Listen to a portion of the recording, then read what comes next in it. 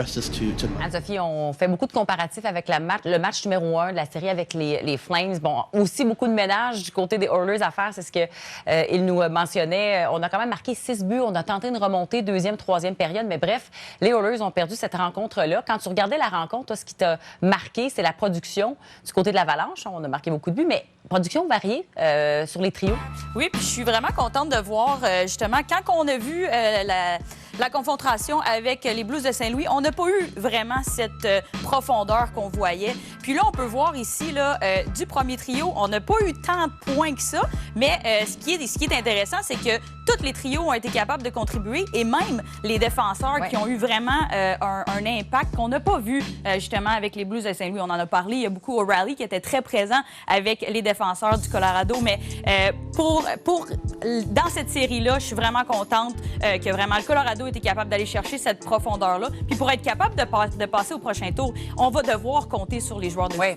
Sûrement, parce que, écoute, on parlait, les meilleurs sont les meilleurs. On va voir du McKinnon, McDavid à côté dans les prochaines rencontres. Mais ce qui peut faire la différence, j'ai l'impression que les deux vont faire du ménage défensivement. On ne peut pas jouer comme ça pour les prochaines rencontres. Mais la profondeur peut faire la différence comme ça. On ne s'attend pas à ce qu'un joueur vienne marquer ou vienne donner des points sur l'offensive. Donc, ça peut faire la différence, même du côté d'Edmonton aussi. Là. Oui, ça peut aller des deux bords, hein, parce qu'on s'entend que même les Oilers d'Edmonton, il ne faut pas les sous-estimer. Hein. Ils perdaient. Le Colorado ont fait 3 buts sans réponse. Et puis maintenant, les Oilers sont revenus avec 3 buts sans réponse. Donc, ça va être vraiment un festival offensif. Mais comme on a mentionné, ça va être super important de vraiment limiter les dégâts défensivement puis fermer le jeu. Ouais, ben, on apprécie quand même ce genre de match. Oui, c'est très plaisant.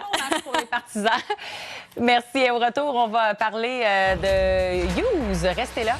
On dit, j'ai l'impression que le Lightning part favori. Mais on regardait les statistiques en saison, puis c'est les Rangers qui ont remporté leurs 3 duels. Vous autres, avez-vous mis le Lightning favori pour ce duel-là? Oui, moi, le Lightning favori, parce que la meilleure préparation, c'est souvent le repos. Il me semble que le Lightning, ça fait 9 jours. Ça va faire 9 jours de repos. 9 jours, donc c'est une équipe d'expérience. On a soigné les blessures, les bobos, puis ils savent tellement comment gagner. Ils savent tellement comment bien jouer dans toutes les parties de la game, des territoires, des unités spéciales. À moins qu'il manque encore une fois... Finalement, tu t'aimes pas à 4, toi? Non, j'ai parlé. Je les mettrais peut-être en 5. Bien, c'est drôle, hein? Je pensais que Toronto aurait surpris le Lightning, c'est pas arrivé. Je pensais que les Panthers auraient surpris le Lightning, c'est pas arrivé. C'est loin d'être arrivé.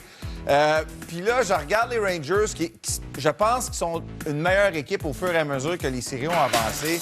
Mais pour les raisons que Bergie a mentionnées, c'est dur de miser contre le Lightning. Surtout que Vasilevski, en première ronde, ça avait été dur contre les Leafs. Ouais. Mais depuis le match 7, il est sensationnel. Et de l'autre côté, tu as 2 bons gardiens. Donc, je pense pas qu'il y ait vraiment un avantage de ce côté-là. Les 2 gardiens vont certainement être solides.